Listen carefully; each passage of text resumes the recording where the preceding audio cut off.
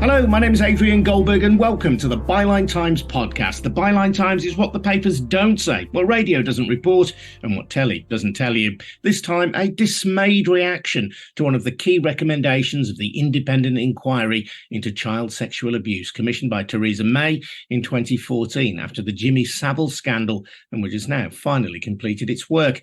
The inquiry wasn't created to examine individual cases of abuse, but rather the systemic failures that allowed them to happen in the first place and then be covered up. One of its key recommendations is for a law on mandatory reporting of abuse. But Tom Perry from Mandate Now, who has been one of the most ardent supporters of legislation like this, is not happy. He'll be telling us why shortly. First, though, just a reminder that the Byline Times podcast is funded by subscriptions to the Byline Times, our must-read monthly newspaper, which has exclusive content that you can't access online. We can report without fear or favour because there's no shadowy oligarch telling us what to say. Our funding comes from ordinary subscribers, people like you. So if you can, please subscribe to the Byline Times. Get more details over at our website, bylinetimes.com. That's at bylinetimes.com. Welcome then to Tom Perry. So Tom, first for our listeners who don't know, what is mandatory reporting? Mandatory reporting is the reporting of known and suspected abuse on reasonable grounds by people working in teaching, healthcare, sport, and other similar settings known as regulated activities. That's it. There is a penalty for failing to report, which is a fine, and the reporter is protected from retribution. That's it in a nutshell.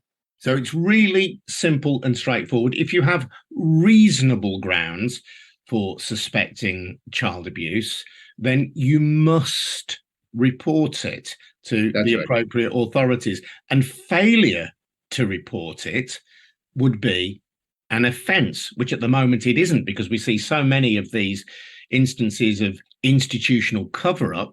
But under mandatory reporting, as you envisage it, if you are in one of these settings and you fail to report any suspected abuse that you have reasonable grounds to suspect that abuse, failure to do so would be against the law. Absolutely. And really, the against the law bit isn't really it. It is that you're supported to report it. You're supported and protected. So it's a positive law, and that's what's frequently misunderstood. And this exists in 80% of jurisdictions around the world. We're out of step with the rest of the world. And in very simple terms, the number of reports that emerge from institutions of child sexual abuse, it's not all abuse, it's child sexual abuse, because sexual abuse is very different. It's a statutory crime. And we find that when mandatory reporting is introduced, for example, to New South Wales teaching in 1987, believe it or not, to show just how far behind we are, what happened was that the number of referrals from teachers literally overnight went from their pre-mandatory reporting position and multiplied by 2.3 times. That shows how important and effective it is.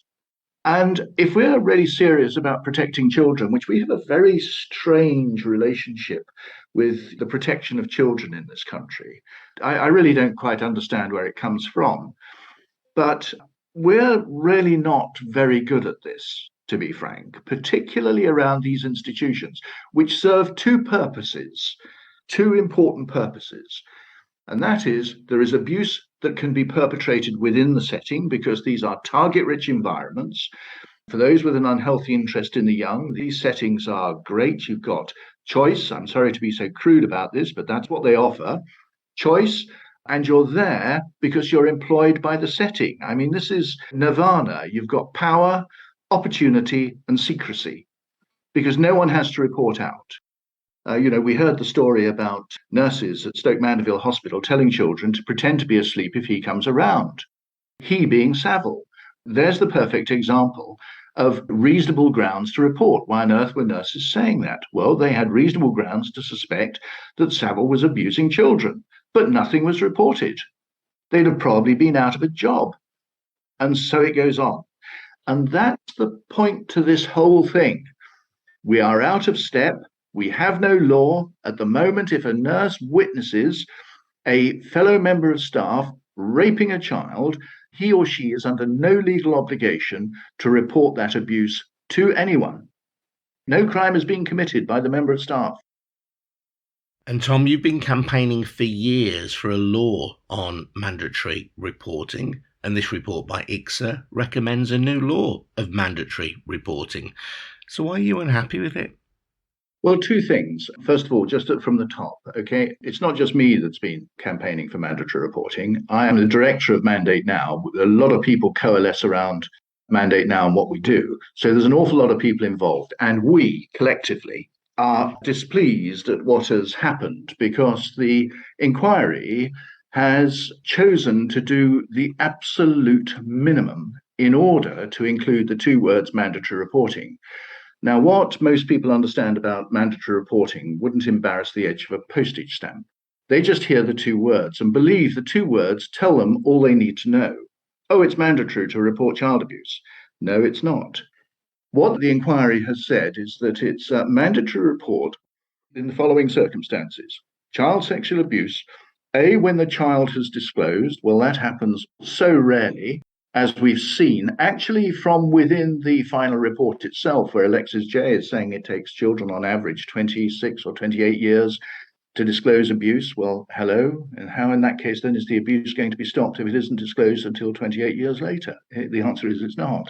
The next circumstance in which it's mandatory to report is when the perpetrator admits it. Well, I'm sorry, perpetrators don't queue up to admit abuse. That is just a pure nonsense. Or three, when it is witnessed. Abuse, child sexual abuse is a private act. So what difference is it going to make? And the answer is it's negligible. And we have said this very clearly on our social media thread at Mandate Now on Twitter, because the inquiry seems to have contorted itself to use the two words mandatory reporting in order that it doesn't, have a pile-on, as it were. You have to say, well, given the evidence that they've heard at the inquiry, given the presentation by Professor Ben Matthews, who's the preeminent academic on law and child protection, given the evidence that they've had from him, empirical evidence, hard data, facts, not opinions, which, everybody else in the room was spouting, these are hard facts. Given that evidence, what has prompted the inquiry to do such a de minimis job on the matter of mandatory reporting? The answer is I simply don't know, but it appears to have been influenced by something, somebody, some organization for whom safeguarding children is not uppermost in their minds. So the key distinction between the kind of mandatory reporting that you envisage and the kind that is recommended in the report is that the suspicion on reasonable grounds that you have outlined as the basis for mandatory reporting, that bit is omitted. You would actually have to witness abuse or be told directly by a perpetrator or a victim under the Commission's recommendation, which, as you've outlined, means that we're hardly likely to see many more cases reported of child sexual abuse. It is very hard to see how it is going to make any discernible difference. On a tweet that we sent out on the 22nd, we said here very clearly, and I'll just read it because it is important. It says here, unfortunately, at Inquiry CSA has gone to great lengths to ignore tried and tested models of MR from scores of comparable jurisdictions around the world, and instead proposed a monster that's entirely unnecessary, theoretically flawed, and vulnerable to practical problems. #no design. Now that's where we are. And this was and still remains the most important legislative initiative that is needed in this country. We lag the rest of the world. The reservations that you raise were raised before IICSA. It isn't as though you're just coming after the event and making these complaints. The reservations were anticipated and were presented to the inquiry repeatedly. And that's the point. And Professor Ben Matthews as well. It is inconceivable. And there are a host of other things as well, because we're not just solely about mandatory reporting. That's the big ticket item that the inquiry had to recommend. It has done so, but in a thoroughly poor fashion. Let's put it like that. You hope for the moon, but unfortunately what we've got is an eighth of a plot at the edge of a garden centre. We're in a tiny, tiny little bit. There's very little light in this, to be frank with you, because It's all too easy for government to dismiss this. I was invited after mandatory reporting seminar 2, and there were only 2 organisations invited to the 2 mandatory reporting seminars. As part of the inquiry. As part of the inquiry, okay, and that was the Department for Education and ourselves. We were the only people invited to both, all right? I was invited afterwards to meet the latest, here today, gone tomorrow, safeguarding director at the Department for Education. Very pleasant lady indeed. It was a very pleasant meeting. We had an agenda. When I got there, I was asked, what do you think the inquiry will do as far as mandatory reporting is concerned? And I said, well, it is our opinion, that is mandate now, it is our opinion that the inquiry will recommend it. Okay. And then I was asked, well, what happens if they don't? So I said, well, what happens if they don't? Their reputation, their gossamer-thin reputation will be in ashes. Okay. And they said, what do you think will happen then? So I said, well, then it comes to government. I said, and that, of course, will include you, as you have the safeguarding brief. You will consider it for 2 years, not rushing. And then I said, you'll design a counterfeit and launch it on a naive world. And we're well on that path. So you think essentially that what you predicted would happen has happened? It's on the way. And the government, of course, will have to consider the recommendations, but you think this is the path? Well, it's the path that we're on. But here's the next thing. I was going to tell you about public inquiries. And this is government data. Government only adopts or part adopts 45% of recommendations stemming from public inquiries. So that's a pretty depressing outlook, to be frank with you.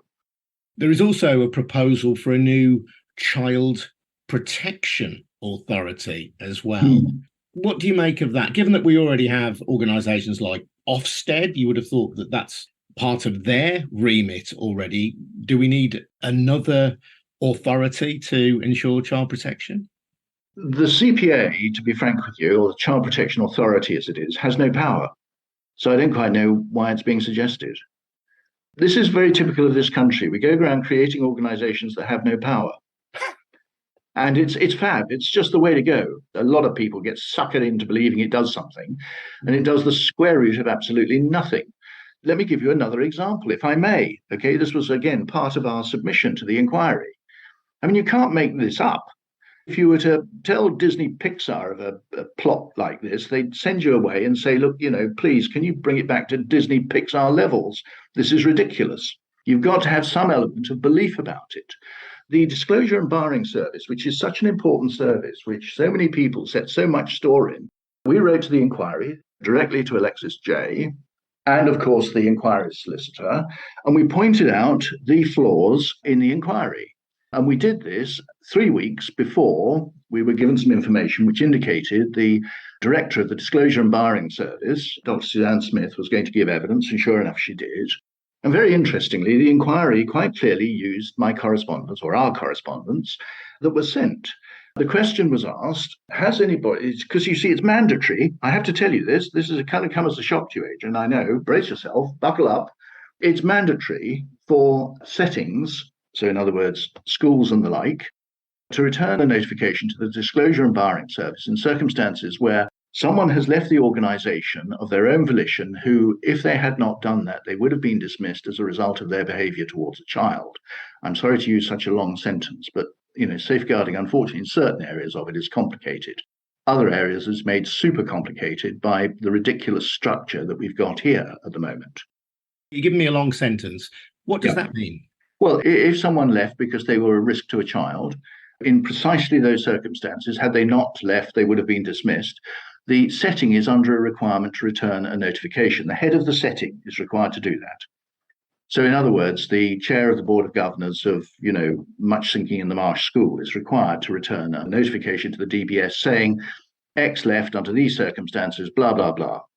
Now, this is then considered by the DBS as to whether this person should then be able to continue in education or continue under prescribed circumstances.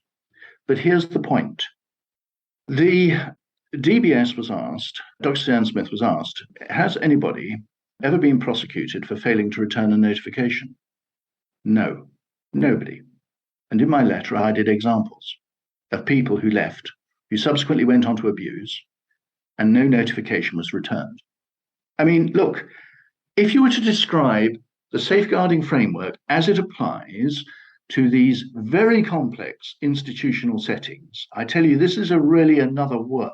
Yeah. The whole thing is a bag of bits and it doesn't work. If you want to make it work and someone tells me it works, then I'm going to say, congratulations. Please show me how jelly can be nailed to a wall. You can't do it. And that's where we are. It's an extraordinary situation. Government and people in government, principally the DfE, it'll go back to the DfE now. The DfE is trying to convince you that jelly can be nailed to a wall. It can't. Furthermore, if we had mandatory reporting for these complex institutional settings, the standard of safeguarding in them would improve beyond measure when accompanied by other components. So, for example, here's another couple of components for you, okay? And that is that often when you speak to safeguarding, in inverted commas, professionals, they'll tell you a stock answer for why safeguarding isn't as good as it should be now is, oh, we need better training and better communication. I mean, it's a cliche. Honestly, really, well-educated, knowledgeable abusees about what this framework is doing and where the holes are. I mean, we just look at each other and we put an X in the bingo board that we're running on the day, which fills up very quickly because the cliches just trip out like you wouldn't believe. Let me just tell you about training, though. There is no accreditation scheme for people who deliver training to schools and all these complex regulated activities. There's no accreditation scheme. I can be a traffic warden today and a safeguarding trainer tomorrow. Okay? The LADO, the local authority designated officer, to whom referrals are meant to be made in circumstances where an adult who is employed in the school is believed to have been possibly abusing a child. This is a voluntary referral, all right? Everything is discretionary. And the school decides to take some advice on it, okay? Now that officer, the local authority designated officer, there is no national local authority designated officer training scheme. None. There's no accreditation scheme. None at all. Is there anything positive to take out of the IICSA report? I would have thought perhaps the fact that if people make a confession to a religious figure, I know traditionally, for example, in Catholicism, the secrets of the confessional box are regarded as sacred and should not be breached, and they will not be protected. If there are disclosures made to religious figures, they will not be protected if these recommendations are accepted. Is that a positive? It might be. Only practice will tell us. I really wouldn't want to rush to stick that as a positive, to be honest with you. Okay. So is there any optimism we can take from this? I mean, it's a report that's taken, nearly 8 years, cost £186 million, had numerous submissions from organisations like yours and a whole range of organisations, and heard the voices of survivors of abuse like yourself. Is there anything positive here? Is there anything positive? Well, let me just tell you, at the moment, there's a private member's bill in Parliament tabled by Baroness Tanni Grey-Thompson, the Paralympian. That has adopted our version of mandatory reporting. We'll see how far that gets. But all the inquiry had to do was go over and take a look at that. I actually sent them a copy, So you know, I mean, you would have thought, and they had previous drafts of what we were proposing anyway. And I know that they've had a draft from Australia, which should have been taken into account. What happens now is that the government considers it. The one slightly more encouraging spot on the horizon, in what is pretty bleak, if I'm frank with you, is that Keir Starmer, the leader of the Labour Party, has said very clearly indeed in a documentary that he thinks mandatory reporting is a good idea and he favoured the Washington model. Well, that's great. That's a good principle. That was 2 days after he retired as the DPP, shortly before he was in politics. The Labour Party subsequently tabled an amendment to the Serious Crimes Bill, which didn't deliver mandatory reporting. It's, again, mandatory reporting in name only, which seems to be very fashionable, it has to be said. You know, everybody's doing it. Well, certainly in this country, but not elsewhere. I'm optimistic that that was an error. I subsequently met Yvette Cooper. So contacts are going to be re-established because it doesn't look as though the Conservative government is necessarily going to be getting in next time around. Tom, thank you very much indeed. That's Tom Perry from Mandate Now. I'm Adrian Goldberg. You've been listening to the Byline Times podcast, funded by subscriptions to the Byline Times. If you want to take out a subscription, and I heartily recommend that you do, head over to our website, bylinetimes.com. That's at bylinetimes.com. Thank you to Tom. Thanks very much indeed for listening. I'll see you again soon. Bye now.